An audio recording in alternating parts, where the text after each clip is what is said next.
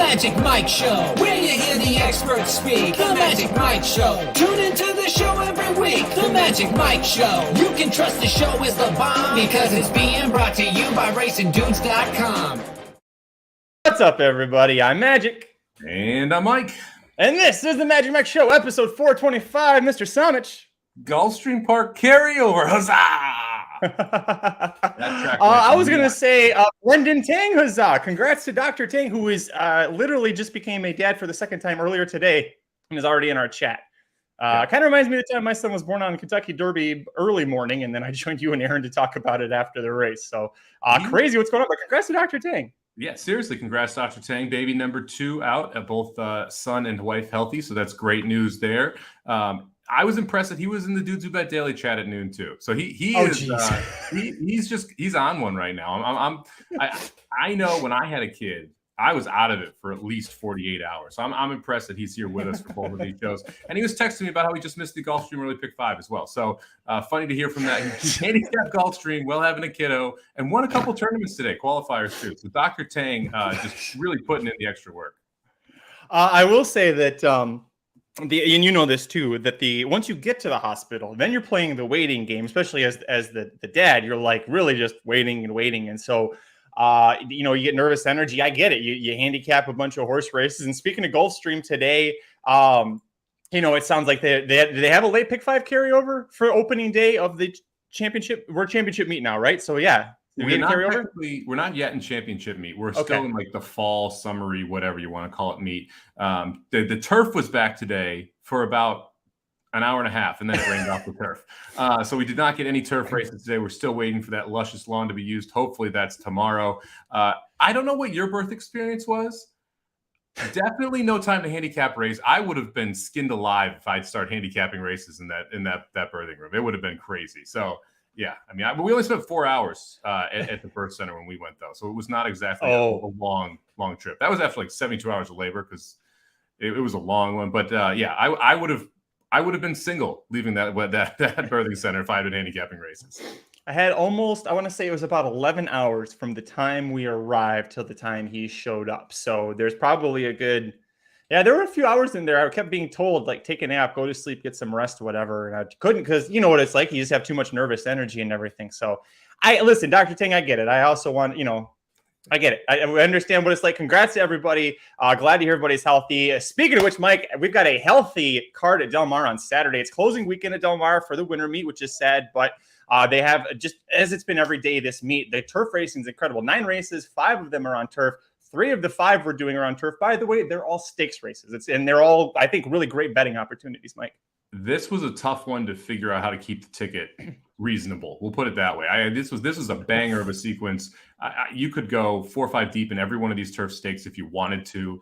You really have to take a stand somewhere. I'm singling in one race. I'm going 2 deep in another to try and make sure that I can cover all my bases in the other spots. This is going to be a fun sequence on Saturday from Del Mar, and we know we will be on the turf. We don't rain off the turf at Del Mar. I love it. That's true. By the way, Gulfstream, you talked about Gulfstream Park's turf course. If you haven't seen it yet, we talked about it on Monday, but it's just an immaculate looking course. They were trying to build it the same way Santa Anita's is built, with a lot of cushion. Trainers were saying they loved how the horses were kind of working and how they sounded going over it. They didn't get to run that today. Still better than Churchill and Fairgrounds. So at least there's something that looks green out there. But speaking of green, lots of turf racing at Del Mar, the late pick 5 on Saturday, December 3rd. Let's get into it, buddy. Riders up.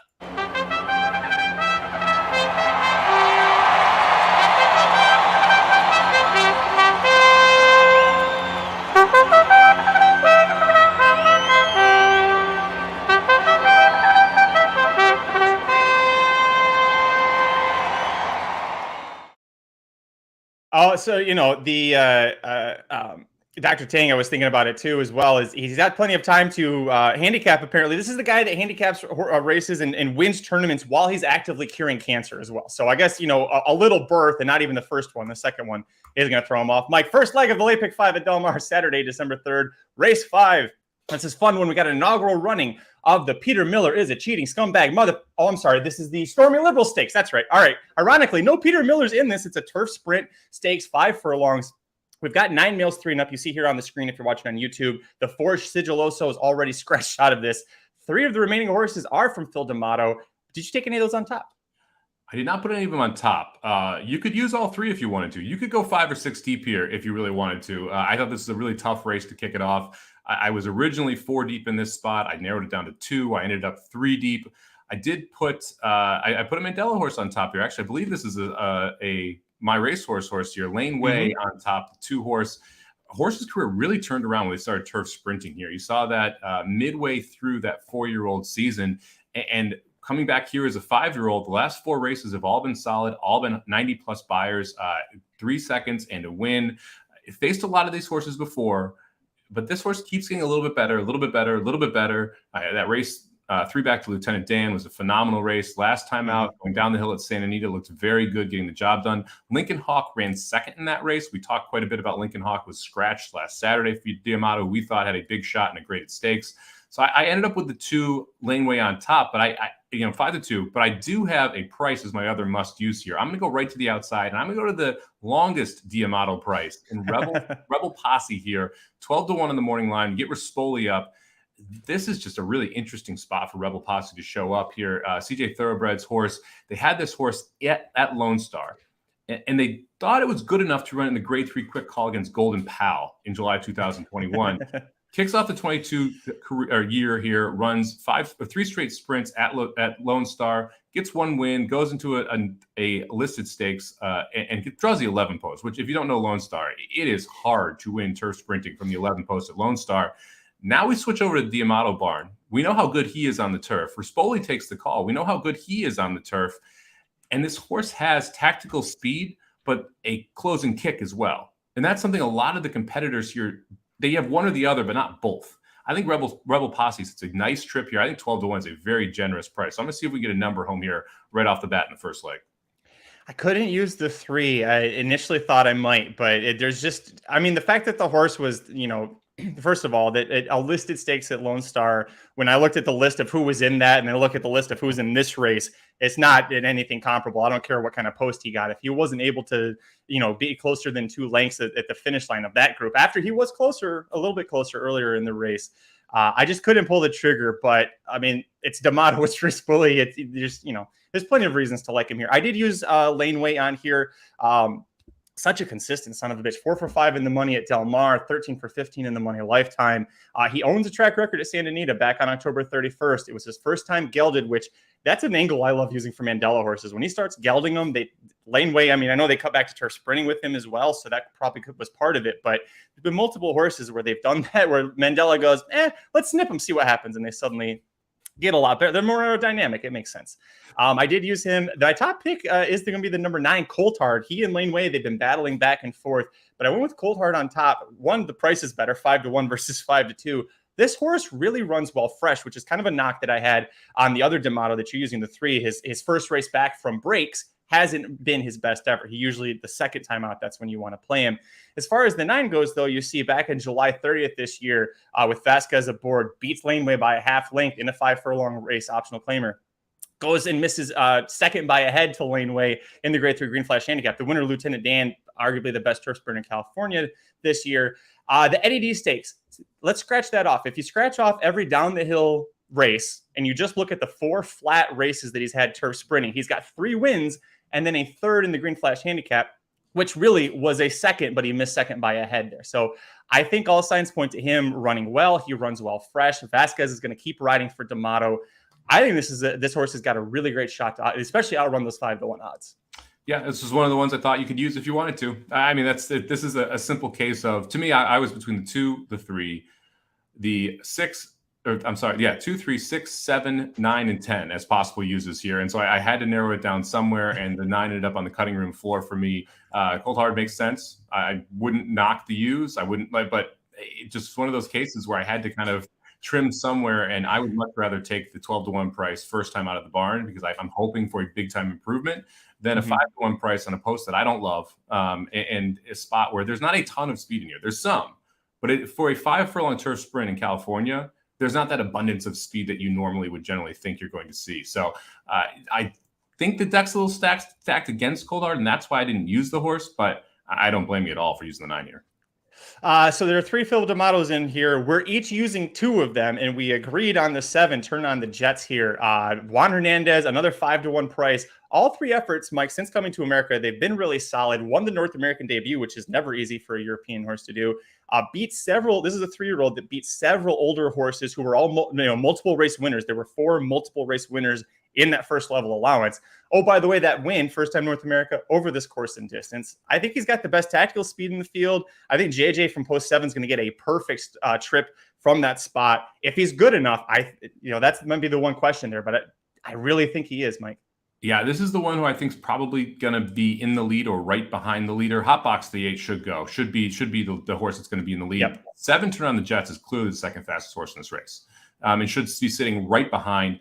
One thing I loved about that Del Mar race, the only one of the 3 that was at Del Mar in the U.S., and we know horses love Del Mar or dislike Santa Anita. That's a common thing in this California circuit, specifically going down the hill, because that's a little bit of a unique trip, especially for European horses who have to cross over on the dirt. It's just, there's a lot going on there. So you see a lot of horses, Europeans run better down at Del Mar than you're going to see at Santa Anita in some of these turf sprints. And I like the fact that we came from off the pace in that Del Mar race as well. That was the only one where he was not in the lead or fighting for that lead early. You saw a difference in tactics, and that created a different result. I think you're going to get a similar race here from Turn on the Jets, who's going to sit right behind or right off of the 8-horse Hotbox and be able to make a big run around the turn. So I think the 7 makes a ton of sense here. 7 was actually the last horse on my ticket for me. I was at $50. I added the 7 to make it 75 here. I respect the speed, and I love the fact that Hernandez stays aboard as well. He probably could have picked a couple in here, and he's ended up staying on the 7. I think that's a positive sign here. One thing to remember about Phil D'Amato, and I'm double checking it right now, going to Vegas was the only, he's had 2 stakes winners from 18 stakes wins on the turf at Del Mar in 2022. 2 of those wins were by non-Irish bred horses. It's ridiculous. I remember this during the summer.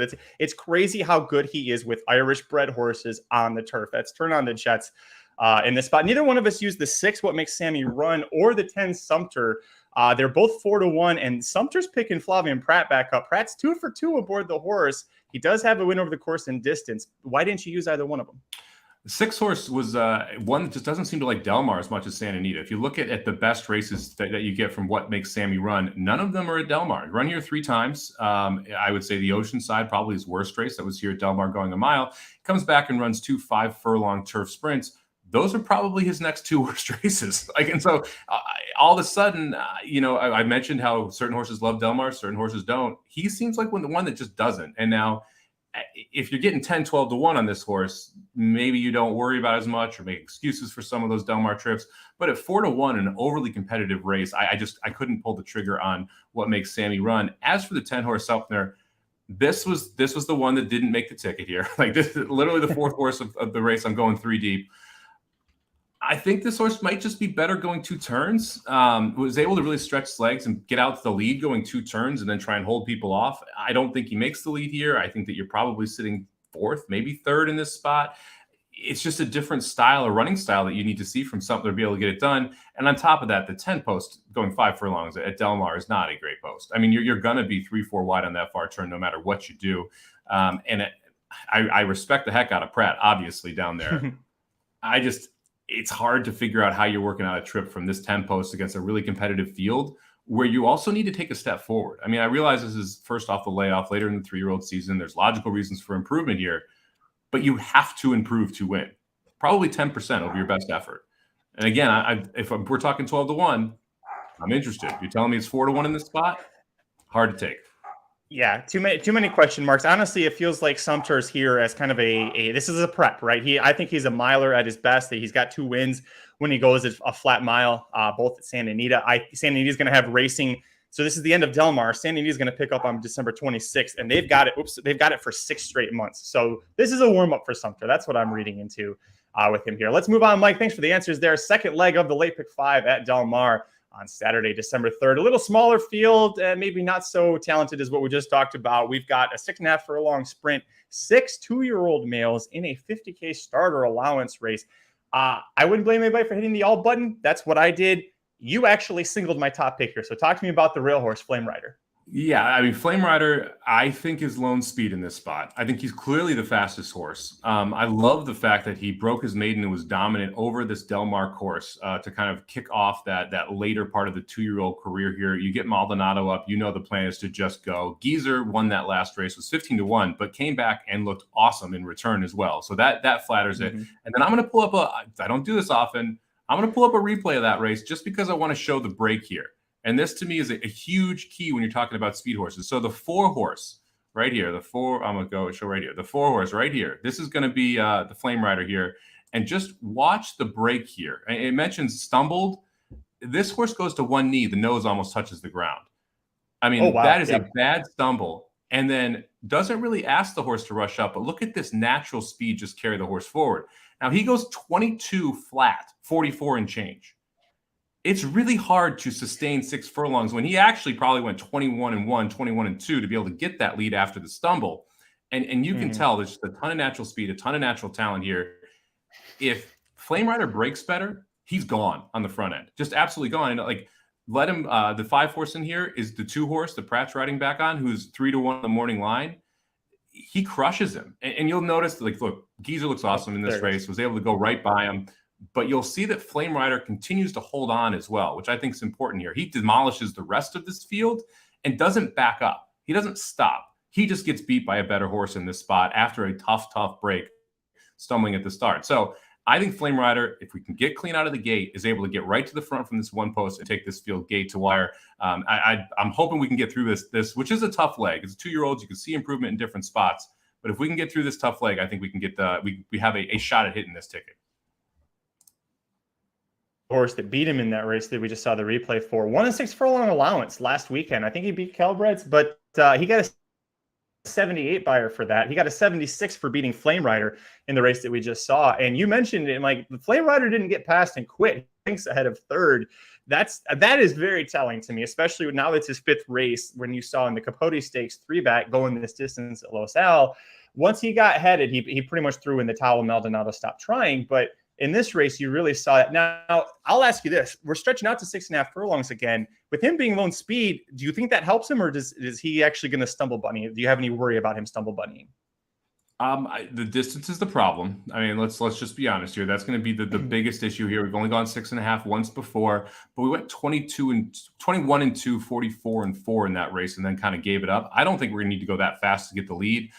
I also think there are a lot of other horses in here that are going to be a little stumbly toward the end of this as well. I mean, these are 2-year-olds going 6.5, and no one has really shown the propensity to do so. I'm slightly concerned actually about the outside horse who broke the maiden at Keeneland, was claimed there, and now is shipping in to run in this spot.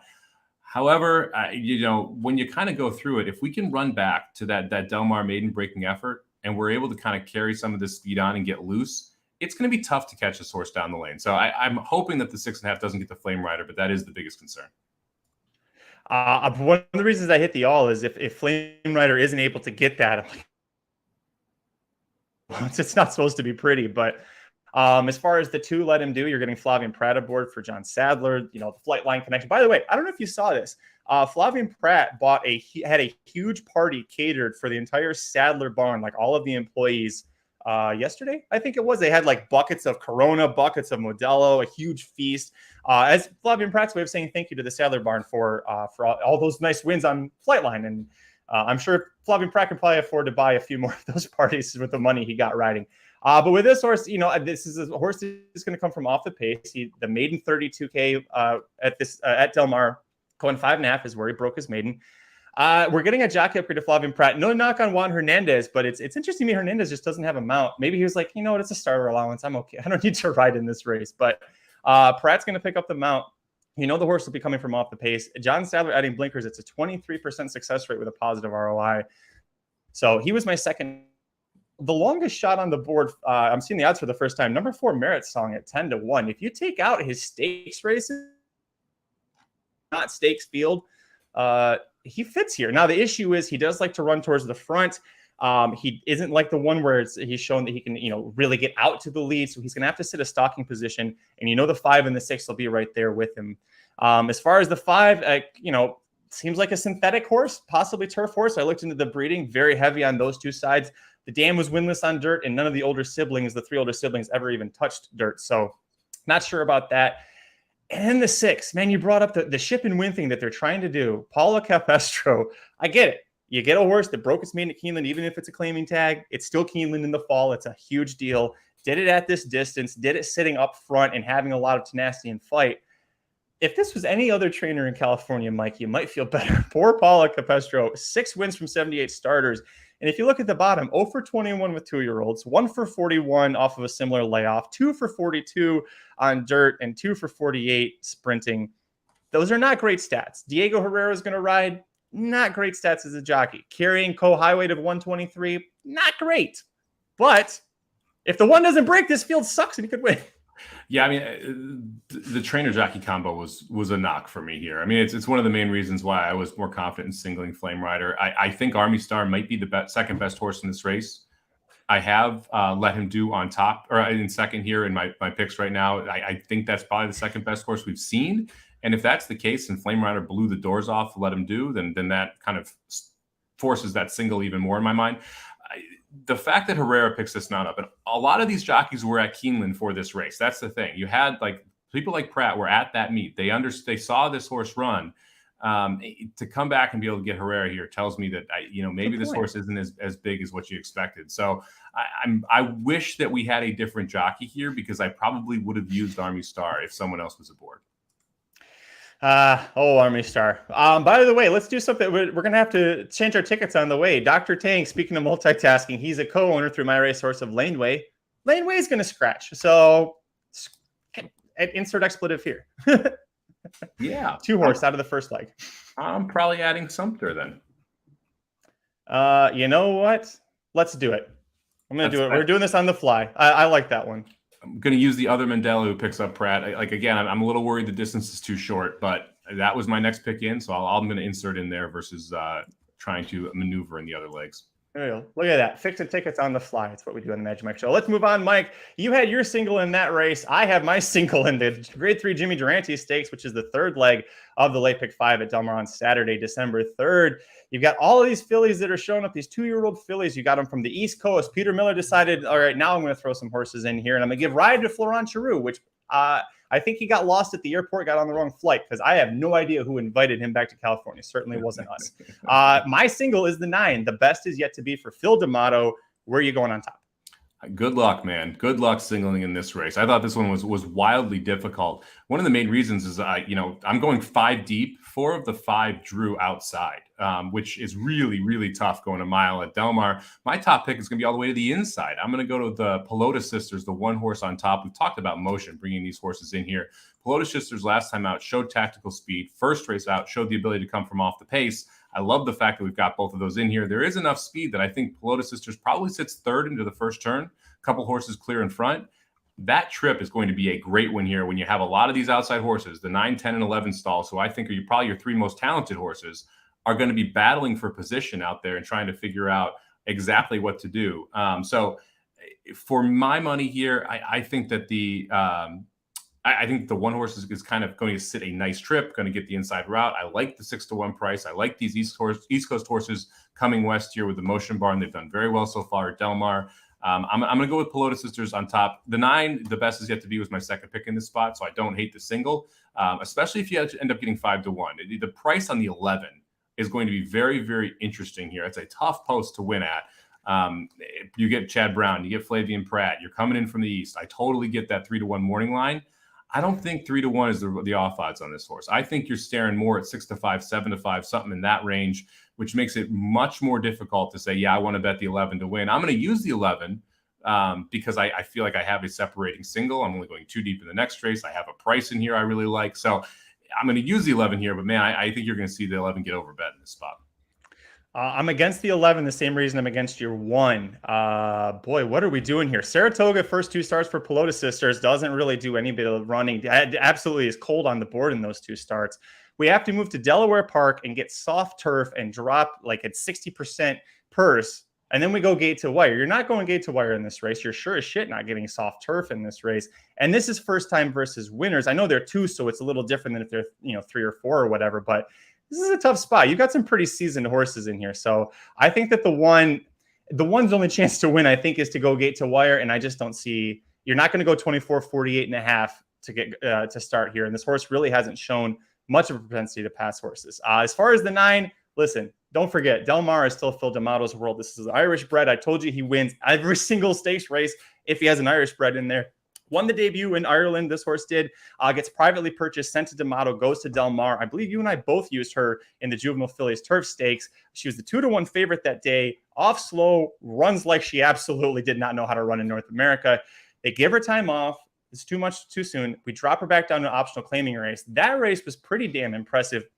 Pratt rides for the second time. Notice she was, 2-1 in both of those races. Pratt goes to the Chad Invader. But let's talk about Rispoli and D'Amato. 32% of the turf route stakes he's ridden for Phil D'Amato in Southern California, he's won. That's 12 of 37, and that's with a positive ROI. Rispoli is D'Amato's best rider. Not Pratt, not Rosario, not anybody else. It's Rispoli. So I'm going to roll with the 9.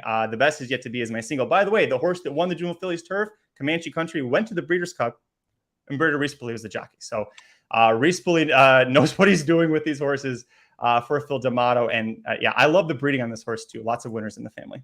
It's interesting you left off the D'Amato Rispoli in the first leg then. If he's the go-to jockey fare for D'Amato, leaving off the Notice I said he's won 32% of the turf route stakes. I didn't say turf sprint stakes. It's a lot lower percentage there. Isn't that a lower percentage than what D'Amato wins in turf routes? Doesn't he win like 37% of the time?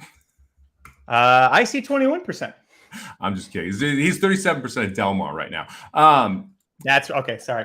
A quick counterpoint on your one. I wouldn't say Piloto Sisters was cold on the board. I mean, got Pratt in the first start and faced Free Look, who ended up in the Breeders' Cup Juvenile Fillies Turf in the second start. So pretty good field to run back into there. So we'll just leave that on the board. It was only 7-1 against a horse that was in the Breeders' Cup Juvenile Fillies. So I cold on the board's a little aggressive.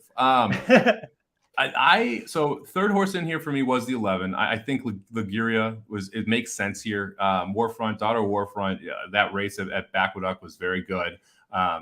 Was able to kind of stalk, get a little wide trip around the second turn and get the job done. I respect the heck out of this horse. So I'm not going to knock it. I'm going to use it in this spot. I use the 10, Sell the Dream, just to the inside as well.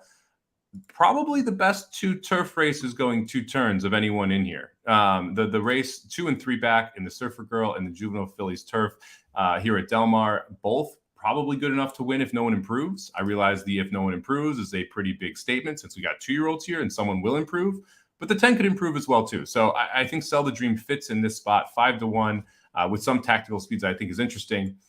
And then let's take a monster swing here. Give me the 8 horse, Lollipop Gumdrop. Drayden Van Dyke, Mike McCarthy. This one is the gate to wire threat in my mind. I don't see anything but going here with Lollipop Gumdrop. I think they send directly to the front. That first race, faced Comanche Country, was bet a little bit on the board, but not much. Goes up to Golden Gate, adds blinkers. The horse shows significantly more speed. 22-4 opening quarter, was about 5 lengths behind that. So runs about a 23-3, somewhere in there, opening quarter. Able to win. The horse that runs second comes back and wins. Now we go right in here. And Michael McCarthy's a 24% trainer. He's not messing around. I mean, he understands what he's doing and wins at a big clip. I see one way for this horse to win, and that is go to the front. I think Lollipop Gumdrop is going to be forwardly placed in here, may make the lead. I like the fact that we're second-time blinkers and that we're this aggressive with this horse. It's telling you Mike McCarthy thinks this is a runner. And if he thinks this is a runner, and I'm getting 20-1 in a spot where this horse is going to be largely ignored on the board, I'm going to throw it in there to see if we can get a bomb home. Don't you think Michael McCarthy is just so mad at John Velasquez for not staying in California this weekend? This would be a great horse for John Velasquez. Not so much Drayden Van Dyke. And your other horse you picked is Abel Cedillo riding. Cedillo, I will say, Cedillo, to his credit, if you give him a good horse, he rides it like a good horse. He just doesn't improve a horse at all. So the horse got second to Comanche Country in a couple of stakes. So not knocking you too much on that one. I just couldn't. I can't go with Drayden riding By the way, the horse had to leave Del Mar and go to Golden Gate to get the maiden broken. Only did it against 4 other horses. The second place one next out. But I don't like that we went to Golden Gate where they have a turf course and we decided to run a synthetic. Yeah, the counter argument for that would be they decided to come back to Del Mar. They didn't stay up there. Like when you win and then you bring them back, it tells you think maybe your first instinct was correct, that this horse is good enough to be hanging out down here. And to come back into a stakes tells you even more about what Mike McCarthy thinks of the horse. That's true. They are racing at Golden Gate. They have some turf racing happening right now, so that is true. As far as the Chad Brown horse, Liguria, I don't like the price. I mean, I'm with you. I think it's going to be way over bet because it's Pratt and Brown, but the horse had to go to Monmouth for her debut right after the Saratoga meet ended. You didn't go to Aqueduct. You went to Monmouth, and you ran a very distant second. And then you went to Aqueduct and won. But you look at the horses that she was facing, and there wasn't anybody with really strong buyer figures or performances coming into it. There have been 2 horses that have raced next out. Neither one of them won. One of them went to a maiden claiming race and didn't even get the win. So I think this is a spot where Chad Brown brought his B squad, and he doesn't really have the horses in training right now, apparently, to send out here. I love your West Coast bias. I love it. You're just talking shit about these other. Normally, I don't. All Del Mar meet, I haven't. I've been playing Grand Motion horses, but I don't realize that Aqueduct race is better than pretty much any turf maiden special weight that's been run at 2 turns at Santa Anita its entire last meet. Yeah, the best is yet to be. His optional claiming a loss was still better looking. I'll stand on that one. Go watch that, by the way. There was like a 4-wide wall of horses at the top of the stretch, including the winner that she couldn't get by when she had run. But listen, we both like the 9 here, so no, we don't have to argue about too much. Let's go on to the penultimate leg of the late pick 5 at Del Mar on Saturday, December 3rd, race 8. We're back on the dirt. It's a 2-turn mile. Attracted 9 males, 3 and up. N1X optional claiming event. And you see Baffert's in here with mastering for the 40K tag, and Bactine also has a 40K runner in here, code runner. Where are you going on top? I thought this is a pretty tough race. I mean, Mastering's an interesting one. I mean, this is 3rd off a really long layoff, 2nd off a shorter layoff. The horse improved 2nd out. I mean, I could make a case for Mastering here at 5-1, but there's an abundance of speed. I think it sets up very, very well for the 2-horse Street Ruckus. That's why I ended up putting on top here. Sorin and Pratt, who decides to take them out. This horse has tactical speed, so won't be too far back. My biggest issue here is this horse doesn't like winning. I mean, it's just you've got 2nd, 3rd, 3rd, 2nd in the last 4 starts, all of which the horse was a sub 7-1 price and had a legit shot at winning. Now, was never the favorite in any of those, so at least you don't have that can't get it done as a favorite issue, because I think that is definitely a different thing. But this race just sets up beautifully. I mean, you've got the one who probably wants to go. 4 Spirit of McKenna is definitely going. Traeger's coming out of sprints and was leading those, so you're probably going to see the 5 going here as well. And the 2 horse is the one that has the tactical speed to sit right behind. And I don't want to be 6-7 lengths behind the lead at Del Mar going 2-turn mile. I mean, it's just not a great spot. I want to be sitting in that 2nd pack, and that is exactly where Street Ruckus will be sitting. Pratt should be able to save every bit of ground in both turns, tilt out, and go by the tiring leaders. So I almost singled the 2 Street Ruckus here instead of the 1 in that 6th race, but I decided to go with the single there and go 2 deep here. But I put the 2 Street Ruckus on top. Didn't make him top, but definitely used him. He's never missed the board in 6 dirt routes when he didn't have a bug boy aboard. When he has somebody who knows what they're doing, he's got to win 3 seconds and 2/3. That includes running 2nd in both Del Mar dirt routes, again, when he didn't have a bug boy aboard. It 1 for 10, but as far as dirt, but 6 for 10 on the board. So it sucks that you have to take that short price on him, but it really does feel like this is a horse that's he's going to win one of these pretty soon. You look at how close he keeps getting there. My top pick is the 8 Atomic Drop at 4-1. And I know I was making fun of Abel Cedillo and saying, well, he doesn't improve horses. He just handles good horses. This is a pretty good horse, Mike. You look at his lineup here. He got that big win 3 weeks ago against N1X Calibreds. If you haven't seen it, that race was really, like, this trip notes don't do it justice. Got steadied into the first turn when he was running 2nd. The leader crossed over on him. He went from 2nd to 7th in the first turn. And then he had to go out wide because of who was around him. So he goes 4 or 5 wide through the first turn, down the backstretch, into the next turn, has a rival leaning on. The horse that finishes 2nd is leaning on him until the 8th pole, stopping his progress. As soon as he got away from that horse, the burst that he had, it was like he was on turf. It was pretty crazy. So the way that he ran there, the fact that he's won at Del Mar and likes this distance as well, winning a 2nd at Del Mar here, I put him on top. Did you use the 8 horse at all? I didn't. Okay. This is you mentioned the trip last time. I mean, just sign me up for that same trip again this time. I mean, the 8's going to end up 4 wide on the first turn, and it's going to be a tough spot to be able to come from behind against this field. I couldn't make out a trip for Atomic Drop, and I don't see a single race on the board that wins the race for Atomic Drop. Just from go back and point to this race. The only one that could is a 6 furlong race. You need a career best effort for Atomic Drop to get the job done here in a spot where I think he's kind of up against it with all the other pace in here. And that kind of took me to my 2nd horse here. I'm only going 2 deep. I'm going to go with the 12-1 6 horse is my other use here. Direct Line. It's a little bit of a shot, but I mentioned how much speed's in this spot. And Direct Line, last time out, 10-10 post, going a mile here at Del Mar. Yes, it was against Claiming Company, was able to get the job done. And what I like about Direct Line and why I'm taking a shot here is, first off, I mentioned I like Street Records quite a bit, almost singled the horse. This is a spot where I like to try and put a bomb in with it. And Direct Line, who is 12-1, has 2 races at a mile over Del Mar that can win this race. 2 of them. And this is that distance, both against Horse Company. But both of them coming from a little bit, the last one coming from off the pace, the first one coming from a little bit off the pace in a pretty small field. I think this could absolutely collapse. And I think that the 6 horse is going to be able to sit 4 or 5 lengths behind, probably behind the 2, and get one big run. And if we can reproduce one of the 2 efforts out of the 5 starts we have at Del Mar, I realize it's a big if, but that's why I'm getting 12-1. If we can reproduce either of those 2 starts, this horse is good enough to win against this field, especially with the setup we're getting. If I gave you an over under of 85.5 lengths that this horse has been beaten by when he's run protected like this, so scratch off every claiming race, would you take the over or the under on 85.5 lengths beaten? How about we only use Del Mar going a mile and then we do that? When he was running protected, let's see, 6th, beaten 40 3/4. That's the only time he's run protected at Del Mar. Yeah. My whole point is he's a claiming horse, a starter allowance, possibly. He is not of this cal. You make a great point if it collapses, but every race he's had doesn't say it's going to work here. Who won that race? Who won what race? Sorry. The race he lost by 40 lengths, where he chased the pace. Laurel River, who I think is still trying to finish the Breeders' Cup Dirt Mile. Oh, the horse in the Breeders' Cup Dirt Mile is the one that beat him. Okay, thanks for that. I just wanted to check there real quick. Oh, which one of these was in the Breeders' Cup Dirt Mile? From 16 months ago? You're going to use that argument? Yeah, he was in better form 16 months ago. For me, I did use the 5 Traeger as my third choice here. If you scratch off his debut, his other 3 sprints all fit really well, assuming he handles routing for the first time. Breeding wise, I don't know. I think he can handle it once in a while. He's got to catch the right spot. I don't think ultimately he is going to be best going 2 turns for his career, but this feels like the time to try and catch him, trying to, 4 sprints, now going into a route first time. This is the spot where I feel like you need to get on board. The winner last out went gate to wire, got a 91 buyer. By the way, a live threat for the grade 1 Malibu Stakes. So watch out for that horse if he goes to the Malibu.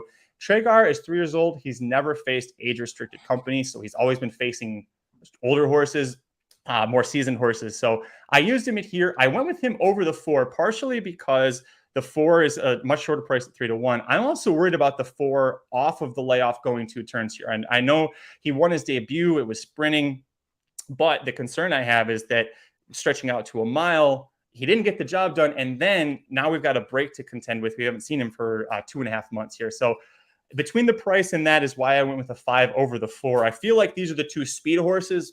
And I kind of pictured the 5 possibly being able to sustain it if he gets ahead of the 4 early. I just don't know that the 4 off of the break will be able to chase the 5 or run with him and then have enough to hold off everybody who might be coming. Yeah, I think that the 4 and the 5 really cook each other here. If one wasn't in the race, the other one would be on my ticket. But the fact that they're both in there, and you combine that with Mastering, who we mentioned briefly, drawing the rail here, I think that's really important. Mastering has one move. It's to go. He needs to stay ground on that first turn, which means if they go 21-4, all 3 of them are going 21-4. And Atomic Drop isn't exactly slow on the outside either. And he's going to try and figure out how to get position into that first turn. And the best way to do that is to use early and then try and tuck in behind these 3. If you go too fast and all of a sudden you got a 4-pronged battle up front, this thing gets messy fast.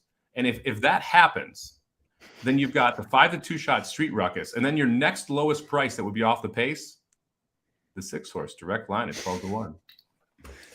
Well, they come across 2-6. We'll both be happy. Let's move on, Mike. 5th and final leg of the late pick 5 at Del Mar on Saturday, race 3rd. Boy, Del Mar saved the best one for last year. Let's get nuts. The grade 1 Hollywood Derby, 11 3-year-olds going a mile and 1/8 on the turf. By the way, trivia time for the chat, because I know, Mike, no offense, I just know you're not great with history. 3 different Kentucky Derby winners have won the Hollywood Derby. Only one horse won both the Kentucky Derby and the Preakness to do it. Anybody in the chat, let me know who you think it is while we talk about our top picks here. Mike, 5 East Coast Invaders. Surprisingly, none from Chad Brown, but 3 from our buddy Graham Motion. Shug's in here. And Todd Pletcher brings wit as well. Where are you going on top? I don't even get to guess. You can, but I just didn't think you would be able to do it. Is it the Doug O'Neill horse? No, it's not McKinnon. Won the Kentucky Derby. Right. No, I was thinking of the Nyquist. one. No, the one after Nyquist. I'll have another. That's the one I was thinking of. Because I knew Nyquist did not, because Nyquist, I was there when Nyquist won at Del Mar at the end of it, and then Nyquist won the Breeders' Cup Juvenile. By the way, I correctly knew what a mastodon was this morning, so screw your doesn't know history comment. That was not an easy one to pull out of the hat. Okay. I went with the 3-horse Celestial City on top here. This is I think a really tough race. I mean, there's again a lot of different directions you can go here. I really like that Hill Prince. If you go back and watch that race, it was a monster effort. Beat the aforementioned McKinnon here by 2.5 lengths that day. Just looked awesome. The turn of the foot was big. It stumbled out of the gate, was further back than necessarily Celestial City wanted to be. I like the fact that we get Ramon Vasquez up, who's a jockey who can be very proficient here over the Del Mar turf course. Shug's sending out here, so we got an east to west horse as well.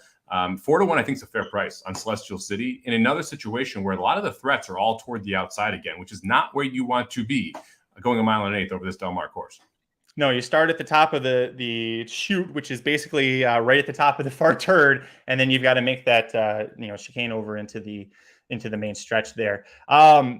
Celestial City is a horse I almost put Celestial City on top. I know, by the way, if you want to see the full preview at racingnews.com, Aaron did that. He has Celestial City on top as well. The Hill Prince you talked about, he didn't just beat them, he demolished them. When a horse can win a 9-furlong Grade 2 stakes in New York by an easy widening 2.25 lengths, that's a really damn good horse.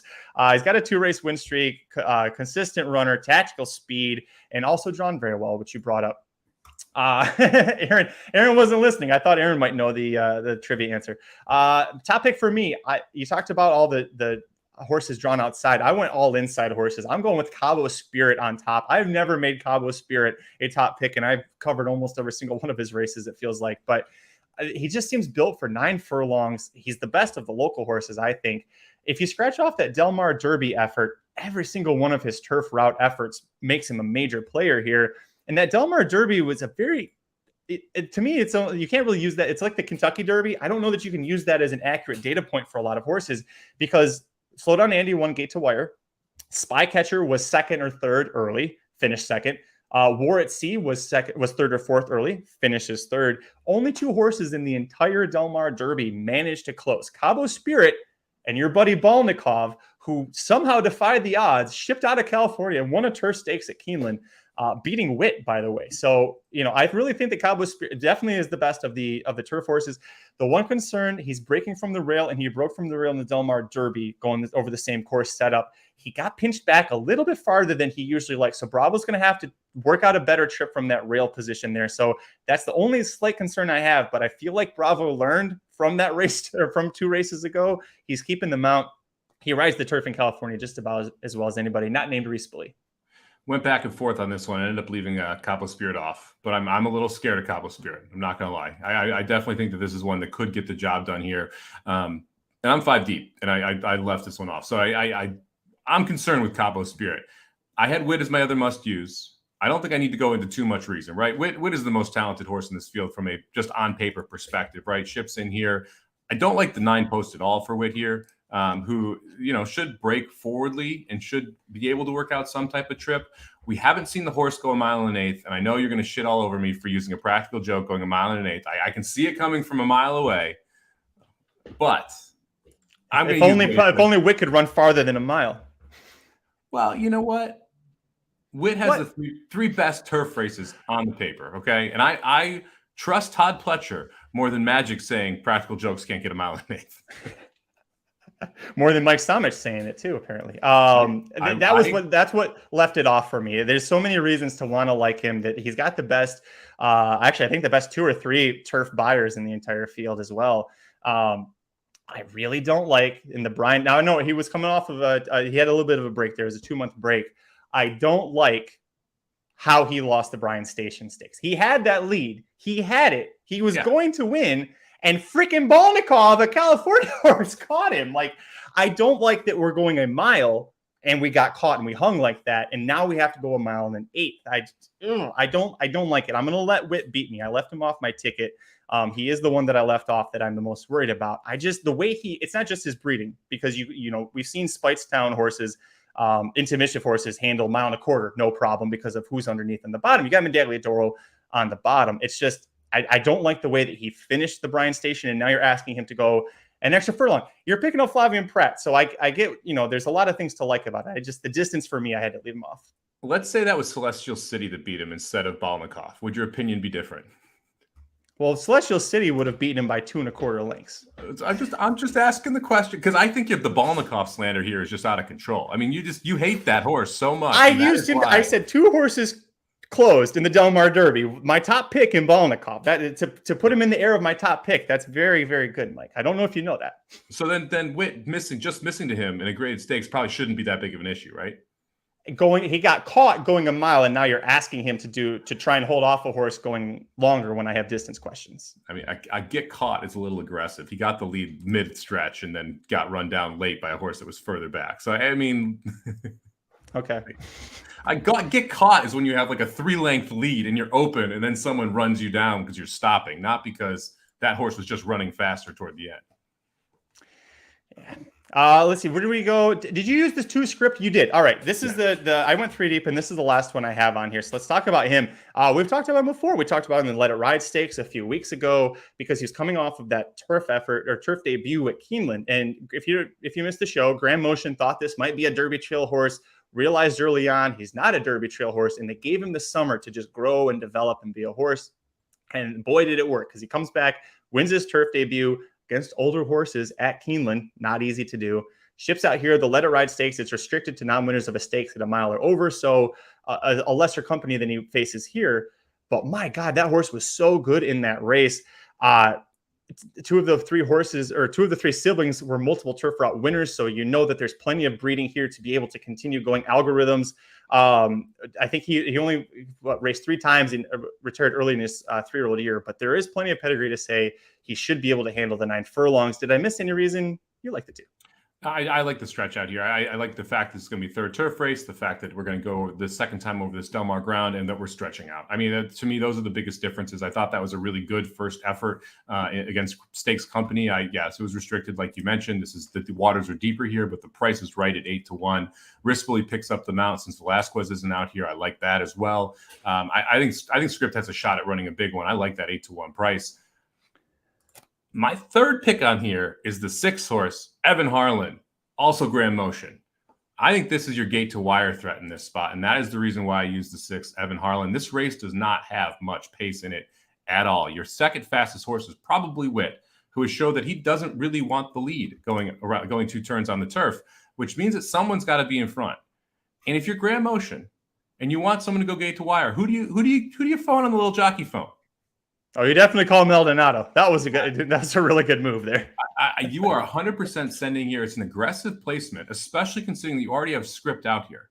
This horse was favored in back-to-back races midway through that 3-year-old campaign. Takes a break off from July 13th to October 22nd. Takes a field gate to wire at Backwood, first time with blinkers, and got Rosario up for that mount. Had Saez before, so Motion thinks pretty highly of this horse just based on the jockeys that have ridden it. Now we ship all the way from there, all the way across the country, and show up here in a grade 1 when you have another horse in here already and there is no other speed. I think Evan Harlan is very dangerous to go gate to wire here because I don't think there's any pressure up front. That is a good point. The more I look at this, he definitely will be the one leading. And there's a lot of horses that like to play close chase early, and horses I didn't use, but War at Sea likes to sit and be close. Spycatcher loves to run in place in second. That's exactly like you could almost I think he's almost a lock to hit the board because he just runs in place. Yeah, you're right. He'd be interesting. You've got the Temple City breeding, the Dynaformer, the Bullet Train parts. They all say 1.1 miles, no problem for this horse. I didn't use him. Again, you've got first time facing winners and you're going to this spot. It's very tough. But Motion sent him here. He sent 2 other horses here, so we didn't need to send this one as well. It's just, there's also Motion says, where else am I supposed to run 3 or turf horses this time of year? So, I mean, you don't have to go from a special weight to a grade 1. You could go to another That's spot. Very true. That is very true. Yeah. There are lighter spots that you could put this horse in if you wanted to. Yeah. Did you any other horses that you? I use the 8 War at Sea as well. This one to me is, look, that Hollywood Derby I thought was sneaky good. It stumbled early. It kind of was in tight a little bit. It didn't have the late kick that you necessarily want to, but that was the second time going the mile and 1/8 distance. The race, the Cinema at Santa Anita, I thought was a very good race. Need to improve a little bit, but this is the one where you mentioned a lot of the horses that want to sit right behind. This is probably the best of those horses that want to sit right behind. And so if I think there's Lone Speed in Evan Harlan, and I'm looking for someone who's going to sit directly off the pace, you mentioned Spycatcher and War at Sea. Those are the two that I think are sitting in second and third here. Spycatcher does not like to pass horses. So it makes it very hard for me to use Spycatcher, which means that War at Sea is the one that makes sense. I also, I'm a sucker for a War Front. Street Cry on the bottom. It's a very well-bred horse. Should to continue to improve as he gets older. So I use the 8 War at Sea 6-1 as well. I wanted to use him because I've liked this horse. I've liked the progression he's had. Ron Ellis is about as old as the dirt that's at Del Mar, but for him to have a horse like this late in his career is pretty great to see. My biggest concern, I always feel like he needs a race. The Del Mar Derby, I didn't think he really had much of an excuse. The trip set up well for him, but if he was good enough, he should have been able to beat Spycatcher and freaking slow down Andy, and he wasn't able to do it. And he was running off of a 3-month break there. If you look at how Ellis brought him along, it's a definition of running the horse into shape and into form. His turf efforts were better, but even those, he had to run them a few times just to get the win. The stakes when he had in 1 1/8, he beat 4 other horses. And again, it was a spot where Cabo Spirit gets second. Cabo Spirit completely up against it from a pace perspective because he was 7 lengths behind in a 5-horse field on the turf. You just can't win doing that. So that's why I didn't use, but War at Sea, I do think if there's one horse that knocks me out of this and pisses me off, it's War at Sea because it is a horse I've liked a lot. Spycatcher, I'd be worried if, like you said, he actually passed horses, but he passes horses out of the gate, but then that's it. That's it. As far as he cares. We're out of the gate. All right, you stay behind me. I'll stay behind you. We're good. Yeah, he follows his friend and just chases his tail. Yeah, exactly. All right, that's going to do it for this episode of the Magic Mike Show. Thanks for joining Mike and I to talk about the late pick 5 at Del Mar on Saturday, December 3rd. We're going to go ahead and put our tickets, and they are updated. Mike and I both, after finding out that Lane Way is going to scratch out of the Stormy Liberal Stakes, we had to update. So our tickets are below. I'll start. I'm going to go 7, 9, 10, hitting the all button 1 through 6 in the second leg, singling the 9 in the third leg, then going 2, 5, 8, and 1, 2, 3 for $81. I'm going to play a $75 ticket here. I'm going to go with the 3, 7, 10. I'm going to single the 1 in the second leg, go 1, 8, 9, 10, 11 in the third leg, 2, 6, and we'll close it with 2, 3, 6, 8, 9. That's $75 for 50 cents. The answer to the trivia question, nobody got it. Dr. Tang would have gotten it if he wasn't trying to, swaddle a baby, burp a baby, NHC feeder, Gulfstream pick 5, and filling out a birth certificate. Wow. Yeah, let's not give him more things to do here. All right, the answer. So the only horse to ever win the Kentucky Derby, the Preakness Stakes, and the Hollywood Derby, California Chrome. That could have been had because California Chrome is a good turf sire. Yeah. You also have a limited amount of California horses that have won the Derby and the Preakness that are not Bob Baffert horses, and we know Bob Baffert didn't win a graded turf stakes, so had to be one of the others. I couldn't believe that there's been 3 Derby winners have won this race, and then there was a horse. Was it Swaps? Did Swaps win the Derby and the Belmont? There was one horse that won. No, it was Who won the race in 72? Whoever won the Derby in 72 won the Belmont and then the Hollywood Derby. But that was for 51 years ago. I know who won in 73. Yeah, the Derby winner. Okay, did you know this? The Derby winner in 72 was the same exact connections as Secretariats. I did. And the family was trying to pressure Penny Chenery into selling the farm, and she said no because of that horse that ended up winning the Derby in 72, saved the farm to allow them to run Secretariat at age 3. Crazy. Do you know the only other trainer-jockey combination to go back-to-back in the Derby? Ooh, I don't. Who is it? Baffert and Velasquez. Oh, with authentic. I was going to say Baffert, and I was going to say Baffert and Garrett Gomez, actually, and I couldn't remember if Garrett Gomez had ever won. The Garrett Gomez passed before I started following the sport, but that is right. I knew that. I gave you that one when we were doing the hits for the Derby when I was picking Medina Spirit, and the only reason I knew that was because I went back to check if it ever happened before. That's awesome. Thank you so much for everybody for joining us. It's been a fun show. Mike and I usually a lot of times we have good agreement, and we've got agreement in every race, but We're all over the place. And I think it really just shows, Mike, just how great the betting is going to be at Del Mar this weekend. So if you're playing, make sure you head over to racedudes.com. Check out the Somobombs, the premium products, the Racing Dudes rockets, all sorts of stuff to again. Michael Olsen knew it. I knew he knew that one. I knew he would know that one too. Michael's a super sharp guy, especially when it comes to California horses. And by the way, he also loves the 6 that you had there, possibly wiring the last. There we go, Michael. Thursday night football. Wire song. Both 20-1 shots, Michael. Good luck with that. Thursday night football, we got Bills and Patriots. A good rivalry game. What are you betting wise? What are you looking at this?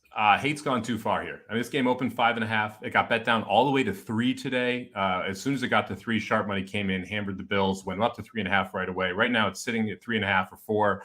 I originally lined this game at 5.2 for the Bills. I wasn't going to bet it at 5, even though there's a real slight edge there. 4.5, I started to consider it. It's kind of a tough spot for the Bills. They played in Detroit. Because of the snowstorm, they flew home. Right. They flew back to Detroit. They flew home, and now they're essentially playing their 3rd straight road game, which rarely happens in the NFL, going into New England. However, the full week, I think, makes a difference here. Both these teams played on Thanksgiving Day, so you have a full week to prepare. And, oh, by the way, they played each other 3 times last year. Everyone remembers the weather game where New England threw the ball 3 times and beat the Bills 14-10. Everyone seems to forget the other 2 games, including the wild card matchup where the Bills scored 7 touchdowns and didn't punt. They had their way with this New England defense when the weather wasn't involved. There's not weather tonight. I think Josh Allen's feet are going to be important. New England struggled against quarterbacks that can run. See that Justin Fields game on Monday night against the Bears. So I laid the 3.5 with the Bills. I would lay the 4 with the Bills. I like Josh Allen over 45.5 rushing tonight. How about let's see if I can go 2 for 2. If you played the Deontay Johnson prop for the Pittsburgh Steelers Monday night, that game wasn't good, but at least that prop cash. I like Ramondre Stevenson over 16.5 rushing yards. I see minus 115 right now, but Damian Harris, the other Patriots running back, isn't expected to play, so you're going to see a possible bell cow situation with Stevenson. The prop is 16.5 rushing yards. How are the Bills against the run?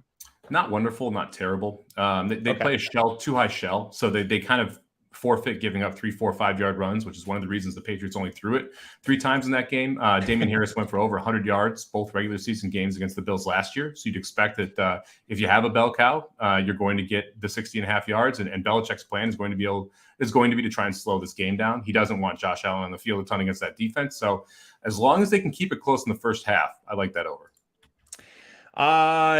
That game is on tonight, and then make sure if you want actual exciting sports bets, I mean, we always give out winning bets, but more exciting talk. Dudes Who Bet Daily every Wednesday, Thursday, Friday, and Sunday at noon Eastern, 9 Pacific. And then on Saturdays, a special start time of 11 a.m. Eastern, 8 Pacific, just so we can get those college football games in. A lot of good football coming up. And then I want to switch back to racing real quick if I can find there it is. There's the post. Took me a second there. Bree, wanting to know about some tournament news here. We have the final Racing Dudes Tournament Challenge that leads into the championship is going to be this weekend. It's covering the Cigar Mile. Mike, talk to everybody in case they don't know about the Racing Dudes Tournament Challenge and the championship for the Malibu. Tell us about it. Yeah, really cool series we've been doing here. We're going to run this once or twice a year, I believe is the plan. And this is going to be the end of the first Racing Dudes Tournament Challenge. It's going to be the last qualifier we have. It's $20 to enter, and there's a cash prize pool for this specific event. 1 out of every 5 people in the event will qualify for the finals on December 26th, which is Run Happy Malibu Day. And Racing Dudes is going to put $500 into the prize pool. That is a free-to-enter tournament if you've qualified. So 0 cost in the finals. And if you're one of the qualifiers, it's the only way to get in. Can't get in any other way. And the winner gets $500. Now, if you are a Racing Dudes subscriber to any of the products, the bombs, the rockets, or as premium subscriber, when you qualify, and when you win the main event, you get an extra $250 bonus there. So you can get up to $750 free for being able to qualify and then win this tournament. It's a lot of fun to do, if nothing else. It's $20, low buy-in. If you've never done these tournaments, they are a blast. There's a great way to play the full card and be able to get in with a minimal cost and get action all day. So they're absolutely a blast to play. I don't know if we're doing a live show for this Saturday's show as well. We haven't talked about that one yet with Cigar Mile. So maybe we'll do a live show for this as well. Make sure you check out all the social media at racing_dudes, at Curtis Kalleward, at Somobomb 18. We'll definitely tweet it out if we do something like that. Well, you're doing my job for me. I love it. I don't even have to give out the handle. Thanks for joining us. Make sure you check out the Racing Dudes Tournament Challenge, and make sure you check out the inside track to the Cigar Mile wagering guide. If you want to take advantage of that extra $250 bonus for being a subscriber that Mike talked about. It's only, I think, was it $70? It's really, it's a lot less than $250 a month. It's a lot less than $250 for the monthly subscription. So if you're not subscribed yet and you want to try and get into or you're in the tournament qualified already, just go ahead and subscribe because you're going to want that $250 extra bonus that comes with it. $70 a month for the premium picks. For the monthly subscription, just go to racenews.com, click on the handicap and products page, and check out the Cigar Mile Wagering Guide. If you're playing the tournament this weekend, Aaron has in-depth analysis of every single race, so you can figure out what the experts are thinking you should do there. Mike, until Saturday, when I'm sure we'll show up some point on YouTube, I'm Magic. And I'm Mike. Good luck this week, everybody. The Magic Mike Show, where you hear the experts speak. The Magic Mike Show. Tune into the show every week. The Magic Mike Show. You can trust the show is the bomb because it's being brought to you by RacingDudes.com.